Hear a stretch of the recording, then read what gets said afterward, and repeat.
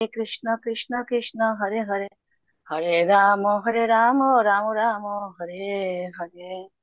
জয় শিল প্রভুপাদ কি জয়, জয় গুরু মহারাজ কি জয়। হরে কৃষ্ণ। উপস্থিত সকল বৈষ্ণব ভক্তবৃন্দের চরণে আমার কোটি কোটি প্রণাম। এখানে উপস্থিত মহান মহান ভক্তরা রয়েছেন, বিশেষ করে আমার শিক্ষাগুরু সুবল কানাই দাস, বর্তমান শিক্ষাগুরু সুবল কানাই দাস প্রভু আছেন। আর মানে আরো অন্যান্য মহান মহান ভক্তরা আছেন, ওনাদের সম্মুখে আসলে প্রবচন দেওয়ার মতো কোনো যোগ্যতা আমার নেই। আমি আসলে কোনো পাঠকও নই। কিন্তু যেহেতু প্রভু আমাকে আদেশ করেছেন ওনার অনুপ্রেরণাতে, এবং আহ আরো ওই যে আমাদের এই পালক গৌর প্রভু আছেন, ওনাদের সবার অনুপ্রেরণাতে আমি কিছু ভগবানের কথা বলার জন্য প্রয়াস করছি। আপনারা আমাকে সত্যি সত্যি আশীর্বাদ করবেন, আমি যেন ভগবানের কথা কিছুটা হলেও বলতে পারি, কারণ আমার তো অভ্যাস নেই এইভাবে দেওয়ার ক্লাস। ঠিক আছে। হরে কৃষ্ণ। আজ আমাদের আলোচ্য বিষয় হচ্ছে কি, শরণাগতি। এই সম্পর্কে আর কি ভক্তি বিনোদ ঠাকুরের একটা সুন্দর ভজন আছে, যে ভজনটা আমরা এখন কীর্তন করে তারপরে আর কি এই বিষয়বস্তু নিয়ে আলোচনা করবো। হ্যাঁ। হরে কৃষ্ণ। সবাই এই কীর্তনটা জানেন এবং সবাই কীর্তন করতে পারেন। আমার গলা অত সুন্দর নয়, আমি যেরকম পারি আসলে জাস্ট মূল জিনিসগুলো বোঝানোর জন্য আমি একটু বলছি। শ্রীকৃষ্ণ চৈতন্য প্রভু জীবে দয়া করি, সবার সদসীয় ধাম সহয় অবতরি, অত্যন্ত দুর্লভ প্রেম পরিবারে দান, শিখায় শরণাগতি ভকতের প্রাণ, দৈন আত্মনিবেদন গপ্ফিতে বরণ, অবশ্য রক্ষিবে কৃষ্ণ বিশ্বাস পালন, ভক্তি অনুকূল মাত্র কার্যের শিখার, ভক্তি প্রতিকূল ভাব বর্জন অঙ্গীকার, সরঙ্গ শরণাগতি হইবে যাহার, তাহার প্রার্থনা শুনে শ্রীনন্দ কুমার, রূপ সনাতন পদে দন্তে তিন করে, ভকতি বিনোদ করে দুহু পদ ধরি, কান্দিয়া কান্দিয়া বলে আমি তো অধম, শিখায় শরণাগতি করো এ উত্তম, শ্রীকৃষ্ণ চৈতন্য প্রভু জীবে দয়া করি। হরে কৃষ্ণ।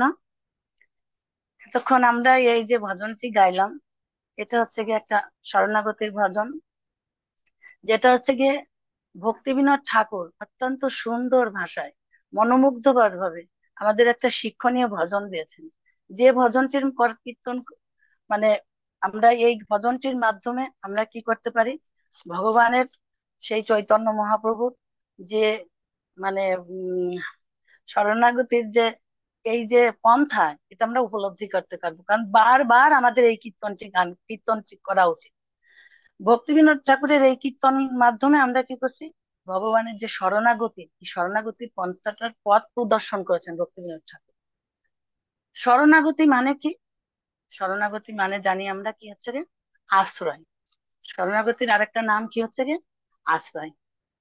আসলে অধিকাংশ মানুষই জানে না কিভাবে শরণ গ্রহণ করতে হয়, কারণ আমরা ভগবানের কাছে যাই ঠিকই, গিয়ে কি করে জড়জাগতিক যেসব জিনিস আছে আমরা চাই, যেমন ভগবান আপনি আমাকে এই টাকা দিন, পয়সা দিন, বা ধন দৌলত দিন, বা আমার স্বাস্থ্যটা ভালো না, একটু স্বাস্থ্যটা ভালো করে দিন, মেয়ের বিয়ে হয়নি, ছেলের মানে ইত্যাদি ইত্যাদি, কি হচ্ছে যে আমরা ভগবানের কাছে সেই ভৌতিক জিনিসগুলো চাই। কিন্তু ভগবানের যে শুদ্ধ ভক্তরা আছে, তারা কি করেন, তারা বোঝেন, তারা জানেন যে এই যে সমস্ত জড়জাগতিক জিনিসগুলো আমরা চাইছি, এটাই জড়জগতের এই চাওয়ার মধ্যে এটা নিরর্থক। আসল অনিত্য জিনিস এই বস্তুটা আমাদের চাওয়া উচিত নয়। এটা কেবল আমাদের জীবনে শুধুমাত্র দুঃখই দেয়। কারণ আমরা হচ্ছে গিয়ে কি 84 লক্ষ জনি ভ্রমণ করে পরিভ্রমণ করে প্রজাতিতে ভ্রমণ করে করে আমরা এখন কি করেছি, এই মনুষ্য দেহটা ধারণ করেছি নাকি। আর সকল জন্মের মধ্যে আমাদের এই মনুষ্য জন্মটাই হচ্ছে কি কি শ্রেষ্ঠ জন্ম। আমরা সকলেই জানি নাকি, দুর্লভ মনুষ্য জন্ম যেটা বলে। হ্যাঁ, দুর্লভ মনুষ্য জন্ম লোভিয়া সংসারে কৃষ্ণ না বুঝিয়া দুঃখ ওহিব কাহারে, নাকি। আমরা এই যে এই রকম যে জন্মটা পেয়েছি, এই জন্মে আমাদের প্রতিটা মুহূর্তকে আমাদের কি করে কাজে লাগানো দরকার। আমরা কি করি, এই যে যে জড়জাগতিক জিনিসগুলো চাইছি তার মধ্যে কোনো সুখ আর আনন্দ নেই, কিন্তু ভক্তরা এটা উপলব্ধি করতে পারেন বলে তারা কি করেন সবসময় আনন্দ, নাকি। আমরা বলতে পারি যে আসলে এই জগতে কে সুখী, কে সুখী, যার অনেক টাকা পয়সা আছে সে কি সুখী? সে অবশ্যই। কারণ কি, হরে কৃষ্ণ প্রভু, শোনা যাচ্ছে আমার কথা?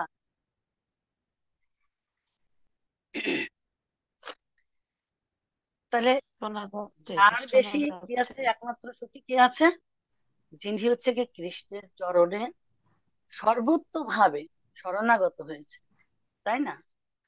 আমরা যাকে আশ্রয় করে, যাতে সম্পূর্ণরূপে আমরা কিভাবে ভগবানের আশ্রয় গ্রহণ করব, যাতে আমরা সম্পূর্ণরূপে ভগবানের শ্রীচরণে আত্মসমর্পণ করতে পারি বা শরণাগতি নিতে পারি। তাহলে কিভাবে ভগবানের চরণে আমরা এই সমর্পণ গুলো, সেইটা হচ্ছে শুদ্ধ ভক্তি বিষয়। কেমন?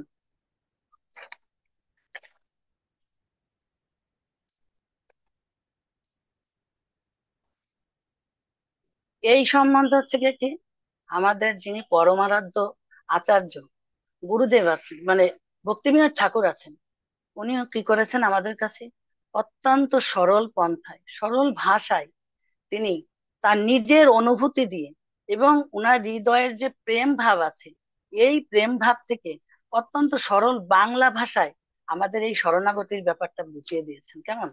তাহলে শরণাগতিটা কি জিনিস, কোথা থেকে আসছে, এই ব্যাপারটা কি, ভক্তিবিনোদ ঠাকুর হচ্ছে গিয়ে এটা বলেছেন কি, যে শরণাগতিটা হচ্ছে গিয়ে কৃষ্ণের প্রেমের পরাকাষ্ঠ, অর্থাৎ কৃষ্ণ প্রেমের যে আধার, সেটাই হচ্ছে গিয়ে শরণাগতি। তাহলে সম্পূর্ণরূপে ভগবানের চরণে আশ্রয়ের ফলে হবে কি আমাদের শুদ্ধ কৃষ্ণ প্রেম লাভ হবে। এখন এই যে আমরা এই যে অত্যন্ত যে এখন প্রশ্ন আসতে পারে যে আমরা যে এই প্রেম প্রেম প্রেম বলছি নাকি, প্রেম লাভ হবে, এই প্রেমটা কেন লাভ হবে, আমরা কেন লাভ করতে চাই, প্রশ্ন আসতে পারে না যে কেন লাভ করতে চাই, কি প্রয়োজন আমাদের এই কৃষ্ণ প্রেমের প্রয়োজনটা কি? কারণ কি, কারণ হচ্ছে যে আমরা সবাই আনন্দ চাই, আনন্দ চাই, আমরা প্রতিটা মুহূর্তে আনন্দে থাকতে চাই। আর এই আনন্দের অন্বেষণ আমরা করছি, কি করছি, যে সুখের আনন্দ আনন্দ অন্বেষণ করছি। সেই সুখ প্রকৃত সুখ মানে হচ্ছে যে প্রকৃত আনন্দের পুরস্কার। এখন সুখ আর আনন্দ কিন্তু এক জিনিস নয়। সুখ হচ্ছে গিয়ে কি জড় বস্তু, আর আনন্দটা হচ্ছে কি চিন্ময় বস্তু। জড় জগতের মধ্যে যে আমরা সুখ পাই, আমরা সামান্য একটু সুখ পেলে মনে করি কি, আহা কত সুখ পাইছি, যদি 2 মিনিটের জন্য বা 2 দণ্ডের জন্য আমরা কোনো সুখ উপলব্ধি করি, তাহলে মনে করি যে আমরা ও কত সুখে আছি, কত সুখ কোনো সুখ পেয়েছি নাকি। কিন্তু আসলে এই সুখটা কোনো কি না। এখন জড়জগতের সুখ বলতে যে জিনিসটা বোঝায়, এটা হচ্ছে কি খালি দুঃখেরই কারণ, দুঃখেরই কারণ, কোনো সুখ বলতে এখানে কোনো জিনিস নাই। এর একটা আমরা একটা উদাহরণ দিয়ে বুঝাইতে পারি যে এই সুখটা হচ্ছে কি দুঃখের সম্পূর্ণ বিপরীত। যেহেতু হচ্ছে কি এটা চিন্ময় বস্তু, এটা সম্পূর্ণ দুঃখের বিপরীত। আনন্দটার থেকে আমরা বুঝাইতে পারি যে কেমন, আনন্দ, দুঃখটা যদি অন্ধকার হয় তাহলে কি হবে, আলোটা হচ্ছে গিয়ে আনন্দ, নাকি। তেমনি আমরা যেমন কি বলতে পারি যে আমরা জানি যে কৃষ্ণ হচ্ছে গিয়ে সূর্য সম, আর মায়া হয় অন্ধকার, যাহা কৃষ্ণ তাহা নয় মায়ার অধিকার, নাকি। এই যে এখন আমরা বলতে পারি যে এই যে চৈতন্য মহাপ্রভু এই যে বলেছেন যে শ্রীকৃষ্ণ চৈতন্য প্রভু জীবে দয়া করি সপার্ষদ স্বীয় ধাম সহ অবতরী। আমরা যে কীর্তনটা করেছিলাম না, এই কীর্তনে বলতেছিল। তাহলে এখন আমরা জানি যে ভক্ত মানে চৈতন্য মহাপ্রভু কেন এসেছেন এই জগতে, উনি কেন আসলেন? আর এই যে সপার্ষদ তার স্বীয় ধাম নিয়ে তিনি কেন আসলেন? রূপ গোস্বামী প্রার্থনা করেছেন কি, নম মহাবদান্যায় কৃষ্ণ প্রেম প্রদায়তে কৃষ্ণায় কৃষ্ণ চৈতন্য নামে গৌরতীশে নাম। তাহলে চৈতন্য মহাপ্রভু বলছেন, হে মহাপ্রভু, আপনি হচ্ছে যে আসলে স্বয়ং কৃষ্ণ, কিন্তু আপনি এই এখন এই অবতারে কি হয়েছেন, কৃষ্ণ চৈতন্য নাম নিয়ে এসেছেন। কেননা কলিহত এই যে জীবদের উদ্ধার করার জন্য আপনি এসেছেন। এই অবতারে আপনি কি করবেন? অকাতরে প্রেম দান করবেন। যে প্রেম দুর্লভ, মানে ব্রহ্মারও দুর্লভ প্রেম, এইটা আপনি কি করছেন? অকাতরে দান করার জন্য এসেছেন এই এই কৃষ্ণ প্রেম। আর ভক্তিবিনোদ ঠাকুরের এই যে গানটা, যে তিনি কিভাবে এসছেন, যে হরে কৃষ্ণ, অপরাধ নিবেন না প্রভু, আমার কেমন জানি একটু ভয় লাগছে বলতে, এই জন্য মানে থতমত খেয়ে যাচ্ছি। কেমন, কারণ হয়তো বুঝাইতে পারছি না, তো অপরাধ ক্ষমা করে আপনারা বোঝারই করবেন, যে আমি যতটা আমার উপলব্ধিতে এসেছে ততটা আমি বলার চেষ্টা করবো। কেমন? তাহলে চৈতন্য মহাপ্রভু এসেছেন জীব সপার্ষদ সহ এই প্রেম ধন বিতরণ করার জন্য। উনি কিন্তু কোনো জাতি বুদ্ধি কোনো কিছু বিচার করেন নাই। কারণ কার যোগ্যতা আছে কার যোগ্যতা নেই, সেটা কিন্তু কিছুই তিনি বিচার করেননি। না বিচার করে মহাপ্রভু এই এই প্রেম বিতরণ করতেছেন। আর এইটাই এই যে যে শিক্ষা, এই শিক্ষাটাই আছে যে আমাদের ভক্তি বিনোদ ঠাকুর অত্যন্ত সাবলীল ভাষায়, সুন্দর ভাষায় আমাদের দিয়েছেন। তা এখন আমরা বলতে পারি যে শ্রী চৈতন্য মহাপ্রভু লোকে,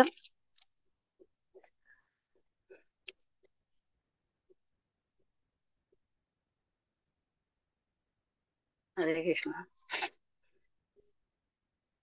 তিনি এইবার তিনি তার কি করলেন, তার স্বীয় ধাম বলছে শ্রীকৃষ্ণ চৈতন্য প্রভু জীবে দয়া করি, জীবের দয়া। এখন আমরা দয়াটা বলতে পারি, দয়াটা কি, ভগবান কোন দয়াটা নিয়ে আসছেন? দয়া মানে কি? দয়া মানে হচ্ছে গিয়ে কারোর প্রতি করুণা দান করা। যেমন উম, আমরা বলতে পারি যে কেউ যার যোগ্যতা নেই কোনো, তাকে কিছু টাকা দিয়ে একজন হেল্প করলো, সাহায্য করলো, তাহলে কি হলো, তার দান করা হলো। কিন্তু এটা হচ্ছে যে ভৌতিক। কিন্তু তার পুরো পারমার্থিক কল্যাণ করতে গেলে তাকে কি করতে হবে? যে চৈতন্য মহাপ্রভু কিন্তু এই ধরনের দান দিতে আসে না, ওনাকে দানী বলা হয়েছে, ওনাকে দয়ালু বলা হয়েছে। কেন? উনার মতো দয়ালু এই জগতে আর নেই। কৃষ্ণ চৈতন্য দেবে আসছেন, তিনি সপার্ষদ আমাদের এখানে এসেছেন, এটা তার হচ্ছে কি দয়া। তিনি এই কৃষ্ণ যে দুর্লভ মহা প্রেম, এই প্রেম দান করার জন্য যে আসছেন, এটা হচ্ছে কি কৃষ্ণের দয়া। আর তিনি কোনো কিছু বিচার না করে এইটা দিয়ে দিলেন। কেমন? যেমন এই দুর্লভ কেন বলা হয়েছে, এই পেনটা কেন দুর্লভ বলা হয়েছে?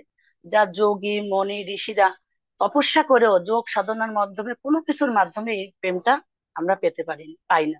বহু জন্ম ধরে সাধনা করেও আমরা এই প্রেমটা লাভ করতে পারি না। কিন্তু আমাদের এই শরণাগতির মহাপ্রভু এসেছেন, আমরা কিভাবে ভগবানের চরণে নিজেকে আত্মসমর্পণ করতে পারি, এই শিক্ষাটা দেওয়ার জন্য। এইটা হচ্ছে যে শরণাগতি। আর শরণাগতিতে কেন এসেছেন? আমাদের যে দূষিত বুদ্ধি আছে, এই বুদ্ধিটাকে পরিশুদ্ধ করার জন্য। কারণ আমাদের মধ্যে জীবনের অনেক কলুষিত, আমাদের চেতনা কলুষিত, কাম ক্রোধ লোভ মোহ মত মাৎসর্যের দ্বারা আমাদের হৃদয়টা হচ্ছে কি কলুষিত হয়ে গেছে। আর সেই কলুষিত কারণ আমরা তখন এখন কলুষিত বুদ্ধি দিয়ে আমরা বিচার করতে পারছি না যে আসলে আমার নিজের স্বরূপটা কি, আমি নিজে কে, আমি কৃষ্ণের দাস, এইটাই আমি উপলব্ধি করতে পারছি না।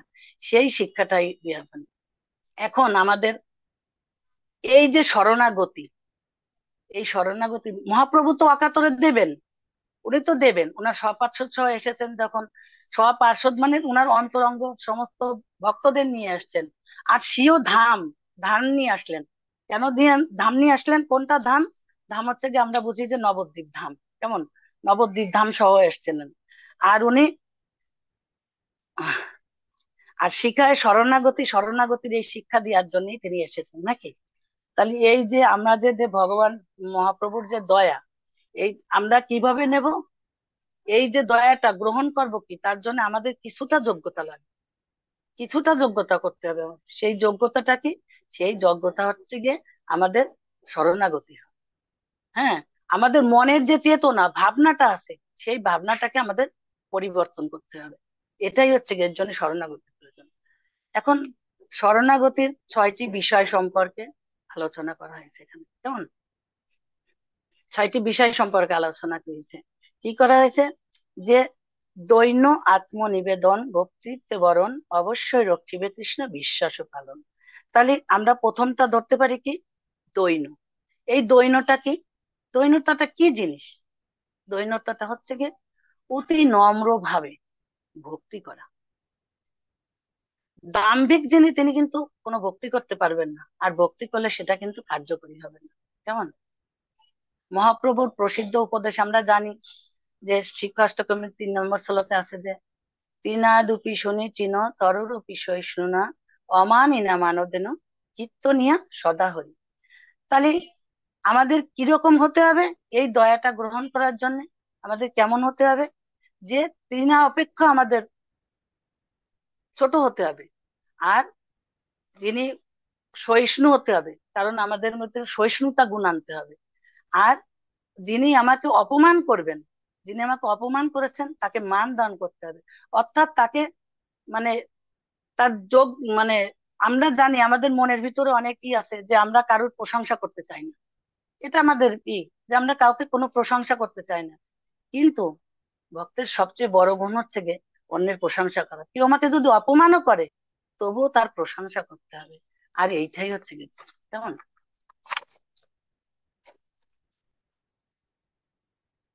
এইবার কি হচ্ছে গিয়ে আমাদের আত্মনিবেদন, দৈন দৈন তার দৈন দৈন্য ভাব দেখাতে হবে। কিভাবে করতে হবে? আর একটা সরি আর একটা মহাপ্রভুর আর একটা সুন্দর বিখ্যাত যে আপনার প্রসিদ্ধ উপদেশ আছে। কি আছে? হরে নাম হরে নাম ওই কে বললাম কলই নাস্তব্য নাস্তব্য গতিরন্ন। অর্থাৎ কেবল হচ্ছে গিয়ে এই কলিযুগে হরিনাম বিনা হরিনাম বিনা জীবের আর কোনো গতি নাই, গতি নাই, গতি নাই। নাকি? 3বার মহাপ্রভু বলছেন।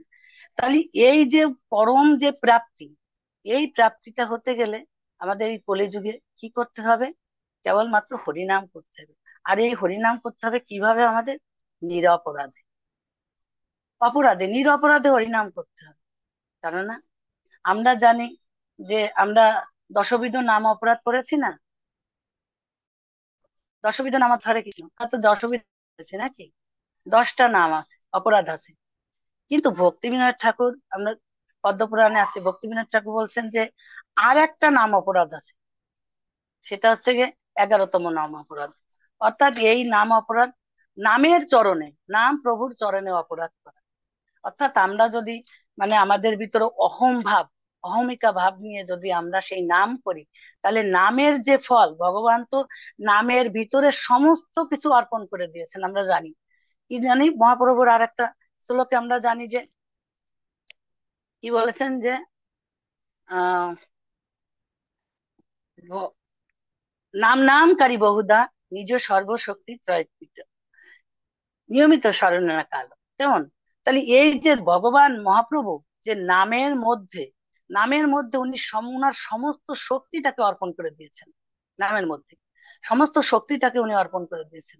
তাহলে সেই নামের প্রতি আমরা তো চিন্তা করি যে আমরা 16 মালা জপ করছি, প্রতিদিন এত মালা জপ করছি, কিন্তু আমার সেই নামের প্রতি শ্রদ্ধা আসছে না কেন, রুচি আসছে না কেন? এই যে যে অহম ভাব, আমি 16 মালা প্রতিদিন জপ করি, এটাও একটা সূক্ষ্ম অহংকার আমাদের মধ্যে কাজ করে। কেমন? তাহলে এই কলিযুগে আমাদের কি করতে হবে?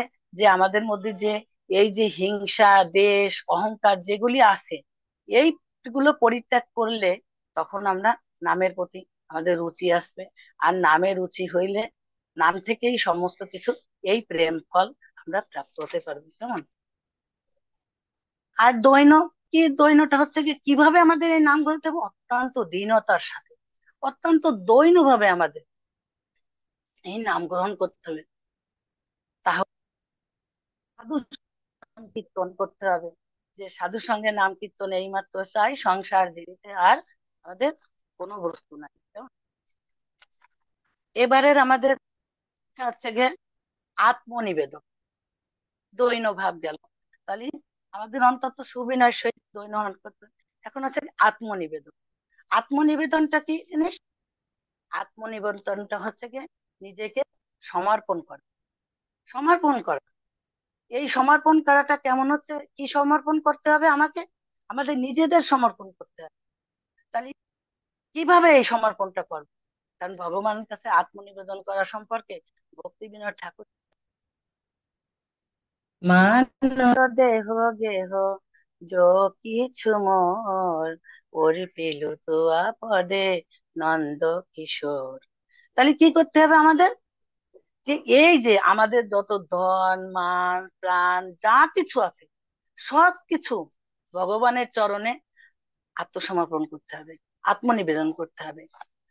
ভগবানের ভগবানের যে কৃষ্ণ সেবায়, অর্থাৎ আমার যদি একটা গৃহ করি, তাহলে গৃহে আমি চিন্তা করব যে এই গৃহটা কার, আমরা কিভাবে করতে পারি। গৃহটা মনে করব যে এটা ভগবানের গৃহ। ভগবানের মন্দির যদি করি, আর ভগবানের সঙ্গে আমাদের যারা সম্পর্কিত, আমার আত্মীয় স্বজন বন্ধু বান্ধব পরিজন যারা কিছু আছে, তাদের কি করতে হবে? ওই কৃষ্ণ সেবায় নিয়োজিত করবে। তাহলে আমার মন্দিরটা হচ্ছে কি, গৃহটা হচ্ছে কি একটা মন্দিরে পরিণত হবে। আর আমি যে ইনকাম করব, টাকা পয়সা যা কিছু করি না কেন, সবকিছু হচ্ছে কি যে ভগবানের সেবায় লাগাতে পারবো। তাহলে সেটাই হবে হচ্ছে কি এই আত্মনিবেদন। এরপরে শরণাগতি আছে কি আত্মনিবেদন, গোপতৃত্বে বরণ। গোপতৃত্বে বরণ মানে হচ্ছে কি, গোপতৃত্বে মরণ মানে বিশ্বাস করতে হবে যে কৃষ্ণ, কৃষ্ণ আমার, আমি কৃষ্ণের দাস, তাই না? কৃষ্ণ, কৃষ্ণকে বরণ করে নিতে হবে। কিভাবে বরণ করতে হবে? স্বীকার করতে হবে যে কৃষ্ণ আমার পালন কর্তা, তিনিই আমাকে পালন করছেন। হ্যাঁ, তাহলে এই যে যে আমরা যে শরণ নেব, কিভাবে নেব? এই আমরা কৃষ্ণের শরণ নিতে পারি। এই সম্পর্কে ভক্তি বিনোদ ঠাকুর যে গানটা দিছে, একটা গান মানে ভগপ্রভু একটা ভজন কীর্তন করেছেন যে তুমি সর্বেশ্বরেশ্বর ব্রজেন্দ্র কুমার, তোমার ইচ্ছায় বিশ্বে সৃজন সংহার, তব ইচ্ছা মতে ব্রহ্মা করেন সৃজন, তব ইচ্ছা মতে ব্রহ্মা করেন পালন, তব ইচ্ছা মতে শিব করেন সংহার, তব ইচ্ছা মতে মানে মায়া সৃজে কারাগার। এখন এই যে মায়া যে আমাদের জন্য যে কারাগার ছেড়েছেন, তাহলে আমরা জানি যে ভগবানই সবকিছু, সবকিছুর মালিক ভগবান, সবকিছু তুমি সর্বেশ্বর, সবকিছুর মালিক। আর এই যে মায়া দেবী আমাদের জন্য যে একটা কারাগার সৃষ্টি করে রেখেছেন, হ্যাঁ, তাই কারাগারে কে থাকে? কারাগারে কে থাকে? কারাগারে থাকে হচ্ছে কি তারা কয়েদিরা, যারা অপরাধ করে আসে। আর আমরা ভগবানের চরণে অপরাধ করে এসেছি, কারণ ভগবানকে আমরা প্রভু বলে স্বীকার করিনি। কারণ ভগবানকে আমরা যখন বৈকুণ্ঠ ছিলাম, মানে চিন্ময় ধামে, আমরা তো চিন্ময় সত্তা, ভগবানের চিন্ময় সত্তা, সেখানে যখন ছিলাম তখন কি করেছি আমরা? ভগবানের প্রতি ঈর্ষান্বিত হয়েছি, ঈর্ষা করেছি। কারণ ভগবানকে সবাই ওখানে দেখেছি, ভগবানকে সবাই সেবা করে, এটা দেখে আমাদের মনে ঈর্ষা হয়েছে। এই জন্য ভগবান বলছে যে তুমি ভোগ করতে চাও, তোমার ঈর্ষা হয়েছে, এখানে ইচ্ছা চলবে না। আর এখানে কোনো ই নাই, তোমার জন্য আমি আর একটা, আমি কর না, মানে দেখছে যে ভগবানের সবাই সেবা করে, তখন মনে একটু সূক্ষ্ম বাসনা হয় যে আমরাও কর্তা হব। আর এই কর্তা হওয়ার বাসনা আমাদের মধ্যে ছিল দেখে ভগবান বলছে যে এখানে তুমি কর্তা হতে পারবে না, তোমাকে কর্তা হওয়ার জন্য তোমার জন্য একটা জড় জগৎ সৃষ্টি করেছি, যাও তুমি সেখানে গিয়ে কর্তা হও। কেমন? তখন এই জন্যই আমাদের এই এই জড়জগতে পাঠাইছে। আর এই জড়জগতে যে অধিষ্ঠাত্রী দেবী, উনি হচ্ছে কেন দুর্গা দেবী, মানে মায়া দেবী। ইনি আমাদের কি করছেন? এই যে ওনার হাতে কি থাকেন? ত্রিশূল থাকে নাকি? উনি আমাদের ত্রিশূল দিয়ে কি করেন? আমরা আমাদের ত্রিশূল দিয়ে দণ্ড দান করেন। তিনি ত্রিশূল দিয়ে কাকে মারছেন? অসুরদের মারছেন।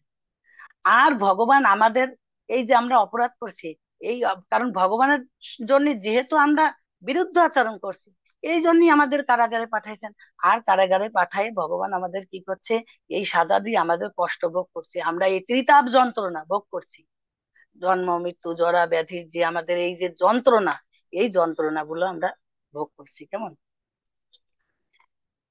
তাহলে এই যে তাই এর জন্য আমাদের কি করতে হবে সর্বতোভাবে যে ভগবান যে আমার মালিক, ভগবানকে প্রভু বলে স্বীকার করে নিতে হবে।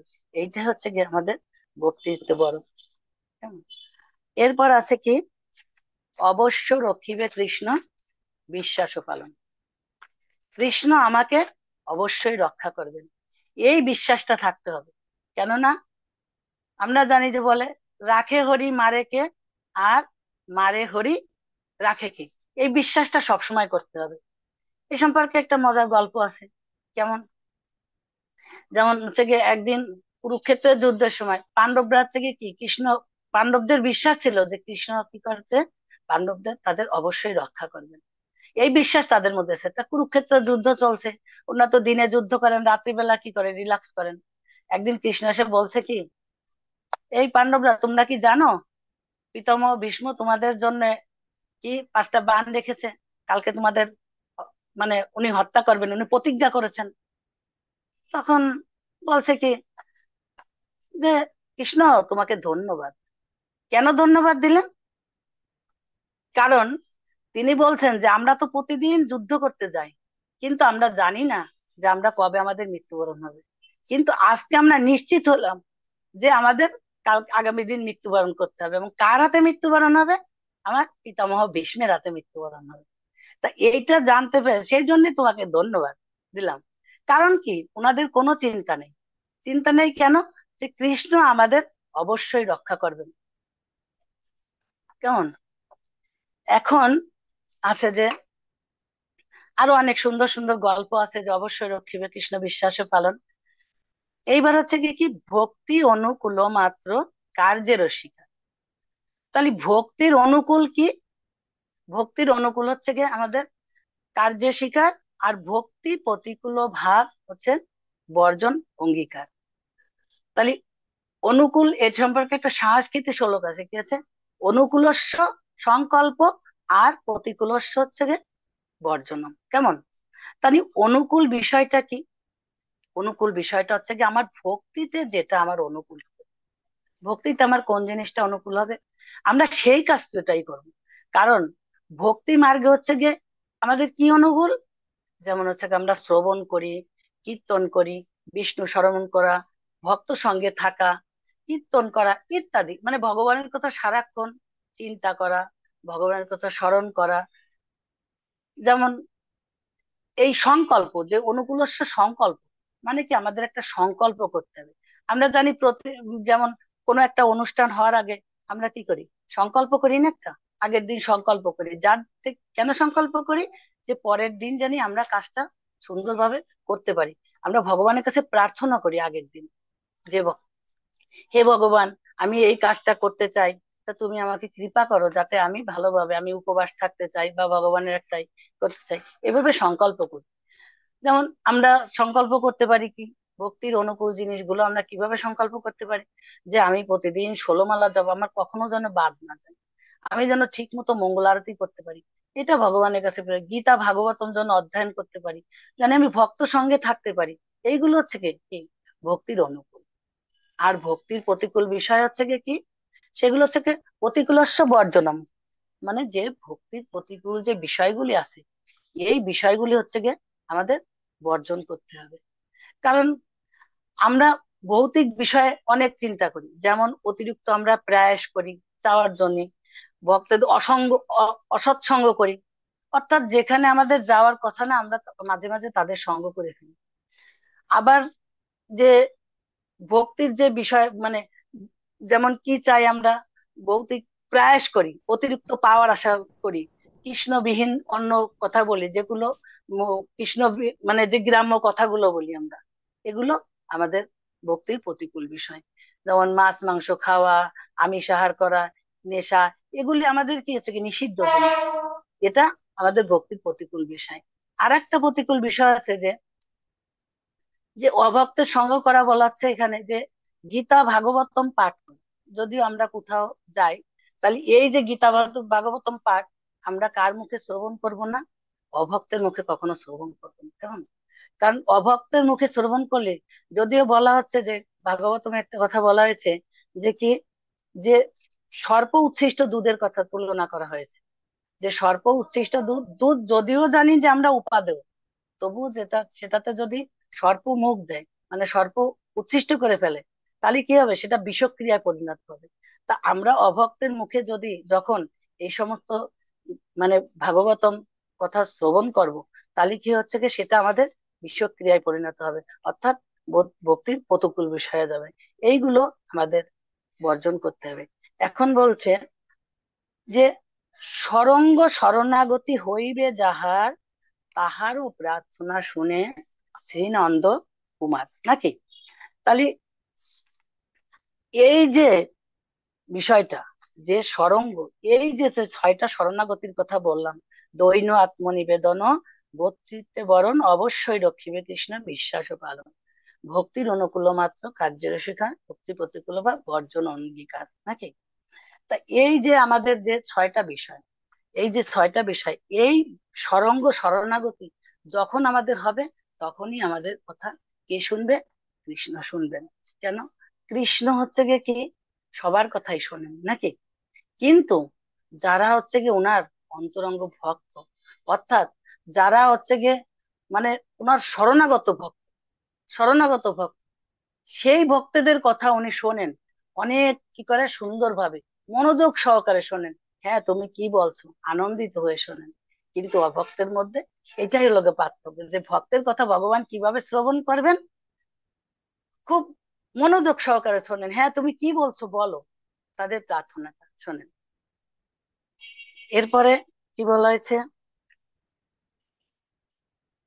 এখন রূপ মানে ভক্তিবিনোদ ঠাকুর কি বলছেন, ভক্তিবিনোদ ঠাকুর তার প্রার্থনা বলছেন যে কিভাবে উনি প্রার্থনা করছেন, রূপ সনাতন পদে দন্তে তৃণ করি, দন্তে তৃণ করি। এই যে যে শরণাগতি, এই সাক্ষাৎ ভাবে ভগবান শরণাগতি করলো, যে দন্তে তৃণ করি মানে অত্যন্ত দীন ভাব নিয়ে, অত্যন্ত দীনতার সঙ্গে ভগবানের সামনে যেতে হবে আমাদের, যে দন্তে তৃণ মানে অতি নম্র ভাবে, অতি নম্র ভাবে ভগবানের কাছে আমার আমাকে আমার যে যেতে হবে।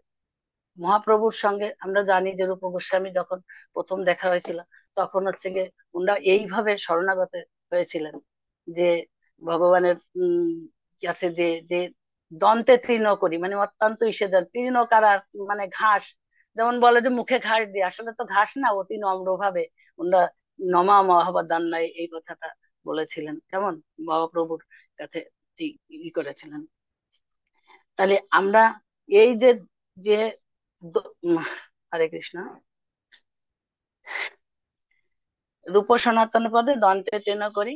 তাহলে আমরা আমাদের এই আচার্যগণের দ্বারা কৃপার মাধ্যমে আমরা এই যে যে শরণাগতির পন্থাগুলো আছে, আমরা তার সেই কৃপা ভগবানের চরণে, আমরা আমরা আসলে আমাদের কোনো যোগ্যতা নেই, আমাদের যোগ্যতা নেই যে আমরা ভগবানের কাছে যাব, ভগবানের সামনে সম্মুখে যাব। কিন্তু চৈতন্য মহাপ্রভুর যে মুখ্য পার্ষদ আছে, এই যে রূপ গোস্বামী সনাতন গোস্বামী, তাদের পদে ভক্তিবিনোদ ঠাকুর কিভাবে করেছেন, দন্তে তৃণ করে, মানে অত্যন্ত সুনম্র ভাবে রূপ পদে সনাতন পদে তাদের চরণ ধরে, তাদের চরণে পড়ে, দুই হস্তে তাদের ওনাদের চরণ ধরে তিনি সেই নিজে মহান আচার্যদের মানে ওনার প্রার্থনা করছেন।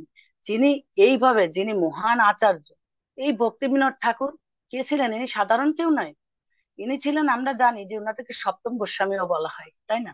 তাহলে উনি এই যিনি বিশ্বপূজিত, তিনি আমাদের কিভাবে শিক্ষা দিচ্ছেন, ভক্তিতে যাতে আমরা কিভাবে নম্রভাবে ভগবানের কাছে যেতে পারি, ভগবানের কাছে যে তার চরণ ধরে কান্না করতে পারি, সেই শিক্ষাটাই ভগবান আমাদের এই শরণাগতির শিক্ষা দিয়েছেন। কেমন আবার কান দিয়া বলে আমি তো অধম। হ্যাঁ, ভক্তিবিনোদ ঠাকুর কিভাবে বলতেছেন, যে কেন্দ্রে কেন্দ্রে বলতেছেন, কি বলছেন, যে আমি অধম। অধম মানে কি, আমার থেকে অধম আর কেউ নেই। অধম মানে হচ্ছে কি কি আমি বড়, সেটা ভাবলে ভক্তি হবে না। নিজেকে কি করতে হবে, অনেক পতিত মনে করতে হবে, অনেক পতিত, অনেক পতিত মনে করতে হবে, যে আমার কোনো যোগ্যতা নেই, আমার কোনো গুণ নেই, আমার কোনো, এই নরোত্তম দাস ঠাকুর একটা ভজনে গিয়েছেন, আমরা প্রতিদিন সেটা কীর্তন করি, পতিত পাবন হেতু তব অবতার, মোর পতিত প্রভু না পাইবে আর। তাহলে এই আমরা যে ভজনের এই যে নরোত্তম দাস ঠাকুরের এই যে গানটা গাইলেন, যে হে প্রভু তুমি পতিত পাবন, তুমি পতিত জনদের উদ্ধার করার জন্যই অবতীর্ণ হয়েছেন, কিন্তু আমি তো সবচেয়ে পতিত, আমার থেকে পতিত আর কেউ নেই, তুমি আমাকে উদ্ধার করো। কোনো আমার কিভাবে, এইভাবে মনে, নিজেকে কি করতে হবে, যে অতি দিন মনে করতে হবে, তাহলে আমরা কি করতে পারবো, ভক্তি পথে অগ্রসর হতে পারবো, তাই না? আর ভক্তি বিনোদ ঠাকুর আমাদের শিক্ষা দিচ্ছেন যে কিভাবে ভক্তিতে অগ্রসর হতে পারবো। এটাই হচ্ছে গিয়ে আমাদের শরণাগতির শিক্ষা। কেমন? তা শিখায় শরণাগতি কর হয়ে উত্তম। আমরা এই যে যে মানে ও, দৈন্য ভাব, দিন ভাব, দৈন্য ভাবটা আমরা দেখতে পারি যে কার, আমরা মহাপ্রভুর যে প্রধান পার্ষদ সনাতন গোস্বামীর জীবনী থেকে দেখতে পারি। কিরকম, যে এক সময় কি করেছিলেন, যে মহাপ্রভু চৈতন্য মহাপ্রভু যখন পুরীতে ছিলেন, তখন সনাতন গোস্বামী কি করেছিলেন, সনাতন গোস্বামীর ওনার যে ওনার ইসে মানে পুরীধামে যাওয়ার সময় ওনার গায়ে হলো গে একটু মানে ওই কি বলে চুলকানির মতো কুণ্ড রসের মতন হয়েছিল। তখন উনি মহাপ্রভুর সঙ্গে সাক্ষাৎ করতে পুরীধামে গেছেন। মহাপ্রভু কি করলেন, একদিন উনাকে নিমন্ত্রণ করলেন যে তুমি আমার গৃহে মানে প্রসাদ পাবে। তখন সনাতন গোস্বামী কি করলেন, ওনার যেতে অনেক দেরি হয়ে গেছে। মহাপ্রভু কি করেছেন, প্রসাদ পেয়ে উনি ওনার যে গোবিন্দকে বলেছেন যে সনাতন আসবে, সনাতনকে এই প্রসাদটা তুমি দিয়ে দেবে, মানে ভুক্ত অবশিষ্ট দিয়ে রেখে দিয়েছেন প্রসাদ দেওয়ার জন্য। সনাতন গোস্বামী পরে অনেক দেরিতে গেছেন, তখন মহাপ্রভুর সঙ্গে উনি প্রসাদ গ্রহণ করে মহাপ্রভুর সঙ্গে যখন সাক্ষাৎ করতে গেলেন, তখন মহাপ্রভুর জিজ্ঞাসা করলেন যে সনাতন তোমার কেন এত দেরি হলো আসতে, কি কারণে তোমার এত দেরি হলো, তুমি কোন পথ দিয়ে আসলে যে তোমার এত দেরি হলো? তখন সনাতন গোস্বামী বললেন যে প্রভু আমি ওই বালুকার রাস্তা দিয়ে, অর্থাৎ ওই মানে আহ, সাগরের পাড় দিয়ে, যে তপ্ত বালু, মানে সাগরের পাড় দিয়ে এসেছি। তো বললো কেন, ওখানে তো অনেক তপ্ত বালু, সেই বালুর উপরে তুমি হেঁটে হেঁটে আসতো, তোমার কষ্ট হয়নি কেন? সোজা রাস্তা তো ছিল, যেটা পুরীধামের থেকে যাওয়ার গম্ভীরায়, মহাপ্রভু এখানে গম্ভীরা যাওয়ার জন্য হচ্ছে যে মন্দিরের পাশ দিয়ে একটা শীতল রাস্তা আছে, তুমি সেই রাস্তা দিয়ে আসতো, কেন তুমি এখান এই পথ দিয়ে আসলে? তখন উনি বললেন যে আমার তো গায়ে এই ধরনের আছে, আমি চাই না, আমি অশুচি, আমার অপবিত্র, আমি অপবিত্র অবস্থায় যে মানে পুরীধামের যে সেবায়িতরা আছেন তাদের আমি যদি স্পর্শ করি তা উনরা অপবিত্র হয়ে যাবে, তাহলে জগন্নাথ দেবের সেবায় বিঘ্ন ঘটবে, তাই আমি এই রাস্তা দিয়েছি।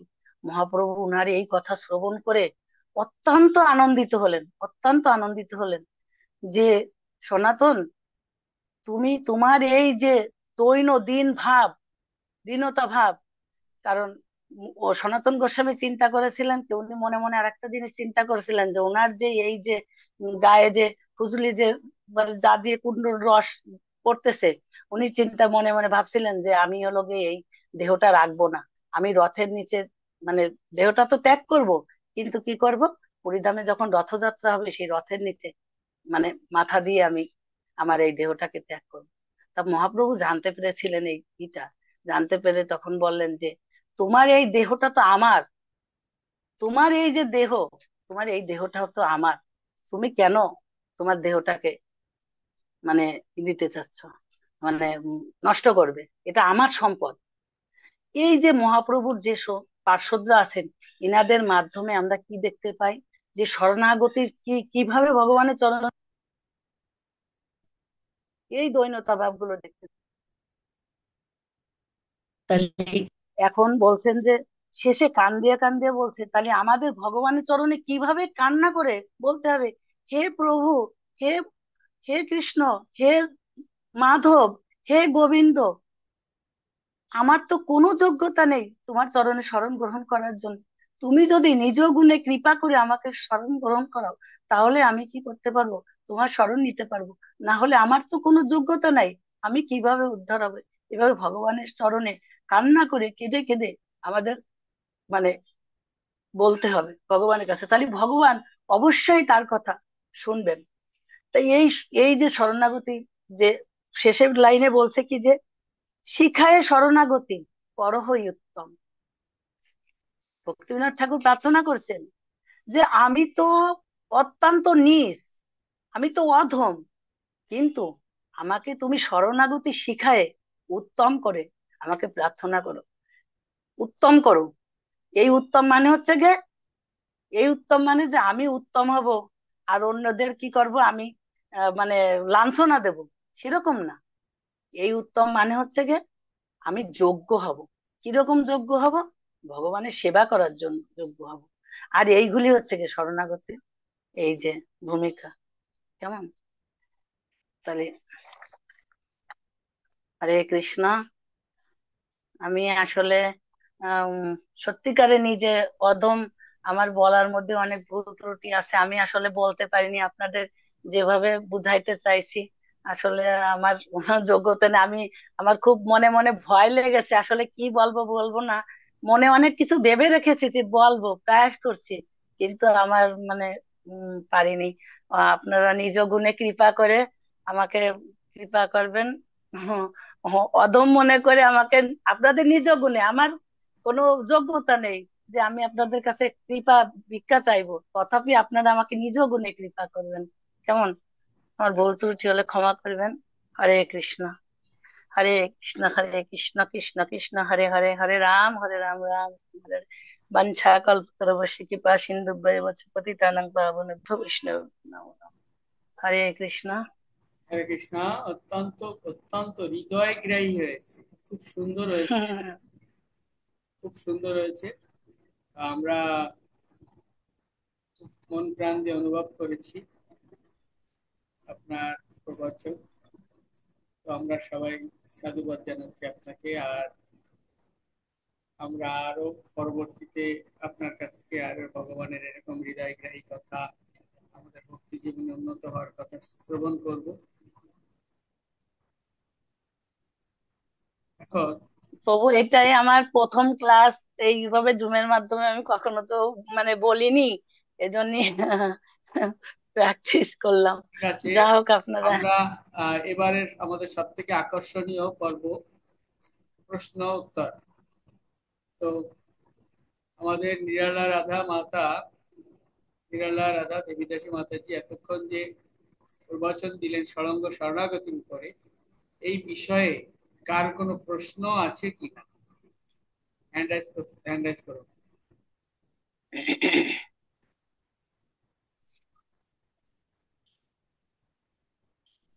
কারোর কোনো প্রশ্ন আছে?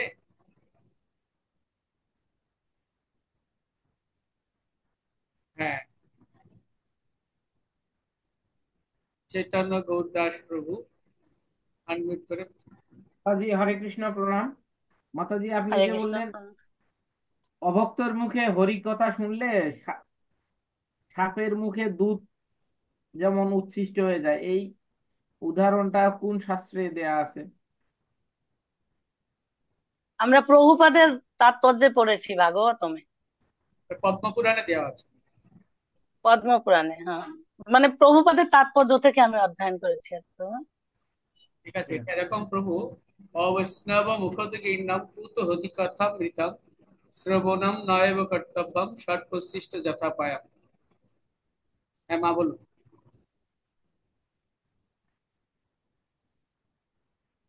প্রভু আর কিছু, আপনি তো ওইটাই জানতে চেয়েছেন যে মানে কোথা থেকে আমি পেয়েছি এটা। আমি প্রভুপাদের তাৎপর্য থেকে পেয়েছি, আমার তো ওই যোগ্যতা নেই এত পদ্মপুরাণ সবকিছু অধ্যয়ন করার মতো। আপনারা গ্রন্থ অধ্যয়ন করেন, সেজন্যই তো আপনাদের সামনে, আপনারা মহান মহান বৈষ্ণব প্রভু, মানে আপনারা সবসময় গ্রন্থ নিয়ে, এই যে চৈতন্য প্রভু, আপনাকে বলছি যে আপনি তো গ্রন্থ অধ্যয়ন করেন, গ্রন্থ নিয়ে রিসার্চ করছেন। আচ্ছা আর মা, আমি তো হরে সামান্য। কৃষ্ণ। ঠিক হ্যাঁ আছে, বলুন। যে কেউ প্রশ্ন করতে পারবেন। আপনি হ্যাঁ বলুন, দেখি আমি চেষ্টা করব বলার চৈতন্য জন্য প্রশ্ন। চৈতন্য বর্ণ উজ্জ্বল বর্ণ চৈতন্য দাস প্রভু, প্লিজ আনমিউট করো।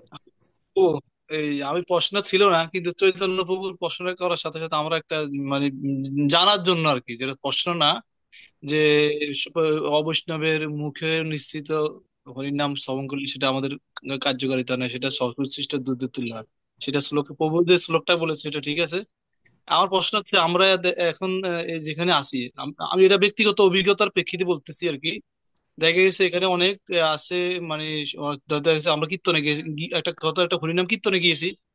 দেখা গেছে ওর জাগতিক কিছু শ্রদ্ধাবান আছে, তারা হয়তো পুরোপুরি সব নিয়ম কানুন পালন করে না, বা তাদের এখন তাদের সাথে হয়তো কীর্তন করতে করা মানে করা লাগতেছে। মানে বিষয়টা বুঝছিলাম তো, হয়তো তাদের পৃষ্ঠপোষকতা আমরা হয়তো নামট্য করি। আমি যেখানে আছি সেখানে পৃষ্ঠপোষকতা পেয়েছি একজন জাগতিক একজন ধনাঢ্য ব্যবসায়ীর। তো ওনাদের আবার শ্রদ্ধা আছে ইসকনের প্রতি। তো ওনাদের আমাদের বিভিন্ন ওনাদের বাড়িতে নিজস্ব মন্দির আছে, সে বা ওনাদের এই নামট্টেও ওনার ওনার ওনার উনি তো ওনার 3 মেয়ে। তো এই মাঝে মাঝে ওনাদের মেয়েদের নিয়ে আসে, তো ওরা কি, তো এখন আমি ওদের সাথে গাই। এখন আমরা তো তাদের থেকে হরিনাম শ্রবণ করি, আবার তাদের সাথে গাই। এখন আমার এটাতে আমাদের ভক্তির, যেহেতু তারা তো পুরোপুরি ভক্ত হয় নাই, কিন্তু তাদের শ্রদ্ধা আছে, তাহলে সেটা কিভাবে সেটা মানে আপনি বিশ্লেষণ করবেন? এখানে কি করা উচিত? কারণ আমার তাদের সাথে তাদের গাইতে হয়, কীর্তন করতে হয়, শ্রবণ করতে হয়, তাদেরকে শ্রদ্ধাটাকে বজায় রাখার জন্য প্রচারের সাথে। হরে এই কৃষ্ণ। বিষয়ে মত। আর নিরালাম, অনেক অনেক সুন্দর প্রশ্ন, কিন্তু আমি কতটা উত্তর দিতে পারবো জানি না। তবে না পারলে প্রভু দিয়ে দেবেন, কেমন? শিবল কানাই প্রভু। হরে কৃষ্ণ। কারণ আমাদের প্রভুপাদ বলেছেন এই জিনিসগুলো বলে আমাদের ভক্তির অনুকূল না, ভক্তির প্রতিকূল, আমাদের ভক্তিটা নষ্ট হয়ে যায় ওনাদের সাথে এই করলে। কিন্তু আমাদের কিছু কিছু ক্ষেত্রে, প্রচার ক্ষেত্রে, যেমন প্রভুপাদ প্রচার করার জন্য অনেক কিছু কিন্তু ছাড় দিয়েছেন নাকি। আমাদের সেই প্রচার ক্ষেত্রে, প্রচার আমাদের সংগঠনটা হচ্ছে কি প্রচারমুখী, তাই না? আমাদের প্রচার করতে হবে। গুরু মহারাজ প্রভুপাদ আমাদের নির্দেশ দিয়েছেন প্রচার করতে।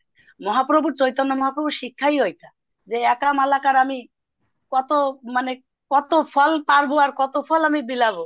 কারণ উনি চৈতন্য বৃক্ষ, উনি হচ্ছে গিয়ে সেই প্রেম ফলের বৃক্ষ হচ্ছে গিয়ে চৈতন্য মহাপ্রভু, কেমন? উনি বলছে আমি পারবো না, এর জন্য সবাইকে দরকার, তোমরা সবাই প্রচার করো নাকি। তা বলছে যে এই প্রচার করার জন্য, যেহেতু আমাদের প্রচারমুখী সংগঠন, এজন্য আমাদের কিছু কিছু সাথ দিতে হবে, তাদের সঙ্গে আমাদের মিশতে হবে। বাট কিভাবে মিশতে হবে? যে ওই যে পদ্ম পাতায় ইমাম বসা, মানে কি পদ্ম পাতায় জল মানে যেমন থাকে না, গড়িয়ে পড়ে যায়, সেইভাবে ওনাদের কাছে শ্রবণ করবো, বাট ওনাদের যে জিনিসগুলো আমরা সেটা গ্রহণ করব, নিব না। এই যে যেমন ধর্নাঢ্য ব্যক্তির কথা বলেন, ওনার কাছ থেকে আমাদের ডোনেশন আনার জন্য যেতে হবে, প্রচার করতে হবে, কিন্তু আমি ওনাদের কাছ থেকে কিছু গ্রহণ করব না। যেতে হলে, প্রচার করতে গেলে আমাকে যেতে হবে, মিশতে হবে, এটাই। তাহলে তো ওনাদের সাথে ওনাদের নিজস্ব ভাবে যে কীর্তন করে বা সেখানে হয়তো থাকতে হয়। আমাদের এখন নামট্যকের মানে নামট্য, যেহেতু নামট্য ওনাদের পৃষ্ঠপোষকতা চলে, সেখানে সেখানে আপনি এখন সেখানে তো প্রভু, আমরা তো আপনি চেষ্টা করবেন ওনাদের প্রচার করে, আমাদের যে কীর্তন আছে বা প্রচার আছে, আপনি নামটা থেকে, মানে ওনাদের প্রচার করে আপনি ওনাদের ভক্ত বানাবেন। ওনারা কিন্তু আমাদের কীর্তনে করতেছে, হয়তো ওনারা পুরোপুরি শুদ্ধ হ্যাঁ, তা ভক্ত। আমাদের কীর্তন করলে তো কোনো সমস্যা নেই, ওটা শুনতে তো কোনো ও অসুবিধা নেই, মাতাজি, আমাদের হরে যে কৃষ্ণ কীর্তন আছে। মাতাজি, হরে কৃষ্ণ হরে মাতাজি, কৃষ্ণ প্রণাম। আমি ওই যে প্রভু, উজ্জ্বল বলেন। বর্ণ চৈতন্য প্রভুর হলো প্রশ্নের উত্তরটা আমি যদি আপনার সঙ্গে একটু যুক্ত করি সহজ কথায়। অবশ্যই অবশ্যই, আমি তো বলেছি, হ্যাঁ বলুন প্রভু। হ্যাঁ, হরি বল। সহজ কথায় হলো বৈষ্ণব হলো কৃপাময় বৈষ্ণব, সেই জন্য নিজের স্বার্থ নাই তবুও বিলায়। ঠিক আছে, হম। এই জন্য বৈষ্ণব নিজ এখানে কার্য নাই লাগে। তবু পর গৃহে যান, হ্যাঁ। হ্যাঁ হ্যাঁ, পরগৃহে যান। সেই জন্য ওখানে অভক্ত না, ওরা শ্রদ্ধাবান, আর তার সঙ্গে আপনি কীর্তন করছেন, কোনো সমস্যা নেই। বৈষ্ণব এসব কোনো কিছুই দেখে না, বৈষ্ণব যায় অন্যের উপকারের জন্য, ব্যাস। তাহলে এখানে এখন অন্য যে বলছে হরে সে কৃষ্ণ। অপকৃষ্ট ফল, তাহলে এই শ্লোকটা কি হবে? না, সেটা তো সেই আমি শ্লোক ঠিক আছে, ওটা সাধারণ মানুষের ক্ষেত্রে। আর আপনি তো বৈষ্ণব, বৈষ্ণব হলো কৃপাময় বৈষ্ণব, অন্য কে করবেন? এটা সাধারণ মানুষের ক্ষেত্রে, আর এটা বৈষ্ণবের ক্ষেত্রে আলাদা ব্যাপার। বৈষ্ণব দেখে না যে কোথায় চন্ডাল আচন্ডালে, সবকিছুই এলো বিলাই বৈষ্ণব। মহাপ্রভু হলো, হম। আমরা মহাপ্রভুর মহাপ্রভু, অনুসারী। হ্যাঁ মহাপ্রভু তো কোনো জাতিভেদ বিচার করেন না, কে যোগ্য কে অযোগ্য, কে শিক্ষিত কে কোন বর্ণের, মানে কার কে ধনী কে গরিব, বা কে বাঙালি কে নন বেঙ্গলি, এটা তো বিচার করেনি নাকি, অকাতরে প্রেম বিতরণ করে গেছেন মহাপ্রভু। অকাতরে আচ্ছা, প্রেম হরে বিতরণ। কৃষ্ণ। আর কি হ্যাঁ সমাধান বলেন আমি তো। আমি আশা করি আমাদের আবার ইউটিউবে অনেক সময় দেখা গেছে আমাদের ইসকনের ভক্ত ছাড়া অনেকের হয়তো দেখা গেছে হয়তো একটা সুর হরিনাম করতেছে, আমাদের ইসকন ভক্ত না, কিন্তু হয়তো তাদের সুরটা ভালো মানে লেগেছে, এখন শুনতেছি, এখন সে ভক্ত না, এখানেও কি, এখানে কি বিষয়, মানে এখানে কি কিরকম উচিত, দেখা গেছে হয়তো আমি ইউটিউবে আচ্ছা, আমি দিতেছি। আমি কথা বলি। আহ উজ্জ্বল বর্ণ প্রভু চৈতন্য বলছেন। প্রভু, হ্যাঁ bro। বিশেষ করে কথা হচ্ছে যে আমাদের ইউটিউবে বা ফেসবুকে অনেকেই কথা বলছেন, তারা অ্যাকচুয়ালি আমাদের প্রভুপাদ যে শিক্ষা দিচ্ছেন আমাদের, সেটা হচ্ছে যে প্রভুপাদ কিন্তু তার যে গুরুদেব ভক্তি সিদ্ধান্ত সরস্বতী পাদ যিনি, তার ভক্তদের প্রবচন শুনতেও আমাদের না করেছেন। হুম। সূক্ষ্মভাবে ওদের মনটা চলে গেছে ক্ষমতা দখলের দিকে। এই বিষয়টা আপনার মাথায় রাখতে হবে। বালগোল নিতাই দাস প্রভু যেটা বললেন, যে আপনাকে বা মাও যেটা বললেন, যে আপনাকে সেটা শুনতে হবে, তাদের সঙ্গে মিশতে হবে, কিন্তু তাদের অনুগত হওয়া যাবে না, তাদেরটা গ্রহণ করা যাবে না। কি করতে হবে? আপনি যেমন মহাকুম্ভে সবাই গেছে, কেন মহাকুম্ভে বিশাল মানে বিভিন্ন বিভিন্ন ধর্মাবলম্বীরা গেছে, মানে বিভিন্ন মতাবলম্বীরা গেছে, সেখানে যে আপনারটা প্রচার করতে হবে, যে আদর্শে আপনি মানুষ হয়েছেন সেই আদর্শ আপনাকে প্রচার করতে হবে, এর বাইরে কিছু নাই। যেমন বলছে অবৈষ্ণব মুখ থেকে নাম, তাদের মুখ থেকে যে পবিত্র হরিনাম উচ্চারিত হবে, সেই হরিনাম উচ্চারণ আমাদের শোনা যাবে না। কেন শোনা যাবে না? কারণ সেটা সর্বশ্রেষ্ঠ দুধের মতো, অর্থাৎ বিষ। কিন্তু আপনি যখন প্রচারের ক্ষেত্রে যাবেন, তখন সেটা শুনতে হবে, কিন্তু এনিহাও আপনার টার্গেট থাকবে, আপনি প্রতিষ্ঠা করে আসবেন আপনার মতবাদ। আপনি যেটা যেটা নিয়ে আপনি যেটা জেনেছেন, প্রভুপাদ যেটা আমাদেরকে শিখিয়েছেন, সেটা প্রচার করতে হবে। এটা হচ্ছে ভক্ত, যারা ধীরে ধীরে উন্নত ভক্তের দিকে চলে যাবেন, আপনি যদি প্রতিদিন দিন দিন দিন উন্নত পর্যায়ে চলে যাবেন, তখন আপনার কর্তব্য হচ্ছে যে আপনার এই কৃষ্ণ ভবনামিত যে আপনার 7টা উপদেশ বা 7টা যে নীতি, এই নীতিকে প্রতিষ্ঠা করা, একমাত্র বৈষ্ণবের নীতি প্রতিষ্ঠা করা। আমরা তাদের সঙ্গে মিশবো, কিন্তু ওই যে মা বলেছেন সেটা গ্রহণ করা যাবে না। কোনটা গ্রহণ করা যাবে না? যে আপনার নীতিকে বিসর্জন দেওয়া যাবে না, এটাই হচ্ছে বিষয়। তো ধন্যবাদ উজ্জ্বল বর্ণ চৈতন্য দাস প্রভু, আপনি অনেক ভালো হরে কৃষ্ণ। বিচারক, আপনি জানেন ভালো কি করতে হবে। তো এখন আমাদের সামনে রেবতী মাতাজি, রেবতী অন্নপূর্ণা মাতাজি প্রশ্ন করবেন, প্লিজ। রেবতী অন্নপূর্ণা দেবী দাস। বাঞ্ছাকল্পতরুভ্যশ্চ কৃপা সিন্ধুভ্যেব চ পতিতানাং পাবনেভ্যো বৈষ্ণবেভ্যো নমো নমঃ। মাতাজিকে আমার অনন্ত কোটি প্রণাম। মাতাজি এত সুন্দর করে অসাধারণ লেগেছে আমার, সত্যি কথা। আমি মন্ত্রমুগ্ধের মতো শুনেছি মাতাজির এই সরঙ্গ শরণাগতি নিয়ে, বিশেষ করে দৈন্যতা নিয়ে উনি যেভাবে বলেছেন, আমার মনে খুব দাগ কেটেছে এখানে যে 16 মালা জপ করছি, প্রসাদ সেবন করছি, এখান থেকে আমাদের মনে একটা সূক্ষ্ম অহংকার এসেছে। সত্যি কথা, বাস্তবে আমিও ফিল করি যে মনে আমার অহংকার আছে এবং অনেক বেশি আছে। আমার প্রশ্ন হচ্ছে, এই অহংকারকে কিভাবে দূর করব? আপনি কিছু উপায় যদি আরো বলেন। হরে কৃষ্ণ, প্রণাম। হরে কৃষ্ণ, প্রণাম। খুব সুন্দর প্রশ্ন।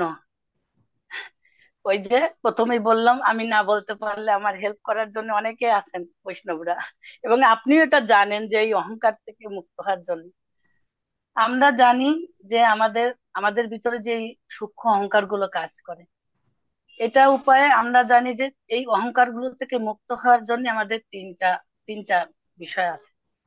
যেমন যেমন এই হরিনামের মাধ্যমে আমরা যদি অপরাধ ভাবে, নিরপরাধ ভাবে,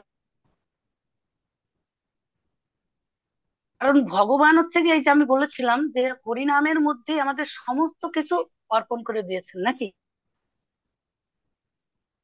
ভক্তি বল সবকিছু অর্পণ করে দিয়েছেন। আর শুদ্ধ হরিনাম নিলেই আমাদের প্রেম ভক্তি লাভ হবে।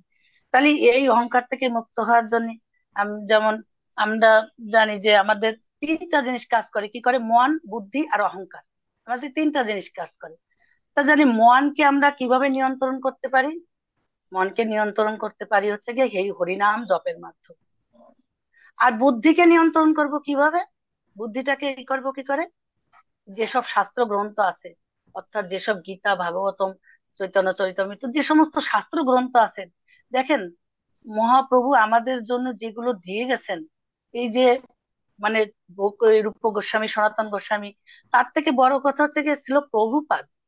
প্রভুপাদ আমাদের জন্য যে ব্যবস্থাগুলি রেখে গেছেন, যেটা আমাদের জন্য দিয়ে দিয়েছেন, উনার বলে না যে চৈতন্য চন্দ্রের দয়া করহ বিচার, বিচার করিলে চিত্তে পাইবে চমৎকার। কিন্তু চৈতন্য চন্দ্রের দয়া চিন্তা করার আগে আবার একবার চিন্তা করেন যে আমাদের প্রভুপাদ আমাদের জন্য কত দয়া করে গেছেন, কত কিছু দিয়ে গেছেন। আমরা সকাল থেকে ভোর থেকে দেখেন রাত পর্যন্ত কিভাবে সুন্দরভাবে পরিপাটি করা, সেই মঙ্গল আরতি থেকে শুরু করে মঙ্গল আরতি, তারপরে আমাদের জপের ব্যবস্থা করছেন যে ভোরবেলা আমাদের জপ করতে হবে। সকালবেলা ভোরের জপটা জানি আমরা সাত্বিক মুহূর্ত, ওই সাত্বিক মুহূর্তে জপ করলে জপটা অনেক কার্যকরী হয়। কেমন? তাহলে সেই ভোরবেলা জপ করা, তারপরে দর্শনার্থী, গুরু পূজা, কি হচ্ছে, ভক্তরা কিন্তু সারাক্ষণ ব্যতিব্যস্ত থাকে, অর্থাৎ সবসময় মনটা কিভাবে কৃষ্ণ চেতনায়, যে আন্তর্জাতিক কৃষ্ণ ভাবনামৃত সংঘ যে ইসকন, এই যে কৃষ্ণ চেতনায় আমরা কিভাবে থাকতে পারি, তার জন্য প্রভুপাদ অনেক সুন্দর ব্যবস্থা করেছেন। আর এই যে প্রার্থনা গুলো দেখেন, এই যে গুরুদেবের প্রার্থনা, যে মঙ্গল আরতি থেকে শুরু করি কিভাবে গুরুদেবের প্রার্থনা, তারপর দর্শনার্থীতে যে আমরা প্রার্থনা গীতিগুলো গাই, শ্রীকৃষ্ণ চৈতন্য প্রভু দয়া করো মোরে, মানে এই যে যে সমস্ত গীতিগুলো আমরা গাচ্ছি, এগুলো কিন্তু একটা প্রার্থনার অঙ্গ। আর এইভাবে গাইতে গাইতে আমরা প্রতিটা সময় কি হচ্ছে, প্রতিটা ব্যস্ত থাকতেছি। আমরা যদি কেউ প্রভুপাদের আদর্শ অনুসরণ করি, এইভাবে মনটা ব্যস্ত থাকি, তাহলে দেখবেন এই সমস্ত সূক্ষ্ম সূক্ষ্ম অহংকার গুলো আমাদের ভিতরে, যে কাম, ক্রোধ, লোভ, মোহ, মাৎসর্য, যে সমস্ত এই অনর্থ গুলো আছে, এই অনর্থ গুলো অবশ্যই দূরীভূত হয়ে যাবে। তার জন্য আমাদের কি করতে হবে? শুদ্ধ হরিনাম করতে হবে। কারণ হরিনামের মাধ্যমে আমাদের 90% স্বীকৃতি আসে। কেমন?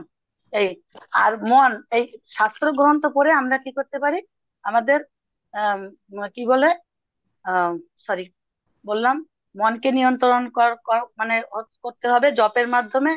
আর আহ, বুদ্ধিকে বাড়াতে হবে কিসের মাধ্যমে? এই গ্রন্থ অধ্যয়নের মাধ্যমে। আর অহংকারকে আমরা এই করতে পারি বৈষ্ণব সেবার মাধ্যমে। বৈষ্ণব সেবার মাধ্যমে, বৈষ্ণব সেবা থেকে, বৈষ্ণব সেবা করলে আর এর থেকে আর কোনো কিছু করার নেই। বৈষ্ণব সেবার মাধ্যমে, বৈষ্ণব যখন সেবা করব, বৈষ্ণব যখন আমার গৃহে আসবেন, তখন আমরা যে তার সেবা করব, সেবাই তাকে সন্তুষ্ট করব। আর বৈষ্ণবের কৃপা হইলেই আমরা ভগবানের কৃপা লাভ করব। কারণ আমরা কিন্তু নিজেরা কখনো ভগবানের কাছে যেতে পারি না। যেতে পারি? যেতে পারি না। আমরা এই যে মহান আচার্যরা আছেন, যারা বৈষ্ণবরা আছেন, আমরা কিন্তু আগে ভোগ নিবেদন করার সময়, যা কিছু করার সময় কি করি? গুরুদেবের কাছে দেই। গুরুদেব তার গুরুদেব, তার গুরুদেব তার গুরুদেব, এইভাবে এইভাবে কি করে ভগবানের কাছে পৌঁছা যায়। আমার কোনো যোগ্যতা নেই ভগবানের মানে সেবা করার। আমরা এইভাবে যেমন মাধ্যমে প্রকাশ করি, তেমনি ভাবে হচ্ছে কি, এই বৈষ্ণব সেবা করলে বৈষ্ণবরা আমার প্রতি প্রীত হয়ে ওনারা আমাকে আশীর্বাদ প্রদান করবেন, যার জন্য আমি এই সূক্ষ্ম অহংকার থেকে মুক্ত হতে পারবো। হরে কৃষ্ণ। বুঝাইতে পারলাম কিনা জানি না মাতাজি। হরে কৃষ্ণ মাতাজি, অনেক অনেক ধন্যবাদ, প্রণাম। সুন্দর বুঝিয়েছেন। এবং আমি চেষ্টা করব, কৃপা করবেন যেন আমিও এইভাবে মন, বুদ্ধি, অহংকারকে কন্ট্রোলে আনতে পারি। আমার জন্য কৃপা করবেন। হরে কৃষ্ণ, প্রণাম। হরে কৃষ্ণ। হরে কৃষ্ণ, আহ, প্রণাম। মা আপনার জন্য পরবর্তী প্রশ্ন নিয়ে আসেন পূর্ণ নিত্যানন্দ প্রভু। উনি আমাদের এখানে নামহট্টের সেক্রেটারি এবং অত্যন্ত জ্ঞানী একজন ভক্ত। অনেকবার পরিক্রমায় গেছেন, বিভিন্ন তীর্থে ভ্রমণ করেছেন। তো আমরা অনুরোধ করছি পূর্ণ নিত্যানন্দ প্রভুকে আপনার প্রশ্ন আপনি প্রশ্ন করুন। হরে কৃষ্ণ। সকলের চরণে আমার বৈষ্ণবীয় দণ্ডবত প্রণাম। মাতাজি খুব সুন্দর প্রবচন দিচ্ছেন এবং আমাদের যে সুবলকানার প্রভু এই অনুষ্ঠানটা অনেক সুন্দরভাবে পরিচালনা করছেন, এবং ভবিষ্যতে যেন এই প্রোগ্রামটা আরো উত্তর বৃদ্ধি পায়, আমরা সবাই সেই কামনাই করি। আমার একটা ছোট প্রশ্ন, যে আমাদের বাইরের ভক্ত না, আমাদের ইসকনের ভক্তদের নিয়ে, ইসকনের ভক্তরা এত ভজন সাধন করতেছে, হরিনাম করতেছে, জপ করতেছে, মঙ্গল আরতি করতেছে, সবকিছু করতেছে, কিন্তু এই যে আমরা যে অনুষ্ঠানগুলি করি, নামট্ট প্লাস দুপুরে বা কারো বাড়িতে বৈষ্ণব সেবা, এই অনুষ্ঠানগুলিতে বিশেষ করে বেশিরভাগ নামট্টে ফেস করতে হয় যে সঠিক সময় ভক্তরা থাকতে পারে না কেন? ভক্তরা এত কিছু জ্ঞান অর্জন করার পরও কেন টাকা টাকা এবং আত্মীয় স্বজনের মায়ায় কেন এইভাবে মানে আটকে যায়? এটা হচ্ছে আমার প্রশ্ন। ভক্তরা মানে সাধন ভোজন সবকিছু করতেছে, আমাদের প্রভুপাদের গুরুদেবের কথা সবকিছু করতেছে, কিন্তু এরপরও মানে তারা সঠিক সময়ে আমরা এই অনুষ্ঠানগুলিতে থাকতে পারে না কেন? মা বলো। হরে কৃষ্ণ। এই যে ভক্তরা আসতে পারেন না, তার মানে কি ওনারা হয়তো হচ্ছে আনন্দ পাচ্ছেন না। আনন্দ যে বস্তুটা কি জিনিস সেটা ওনারা বুঝতে পারছেন না। কারণ এই কোন বৈষ্ণব সেবা বা বিভিন্ন নাম হরতে যে আমরা যেতে হবে, আমরা এই যে ভক্তি করছি, কেন ভক্তি করছি বলেন? আমরা কিসের জন্য ভক্তি করছি? ভক্তি পথে কেন এসেছি বলেন?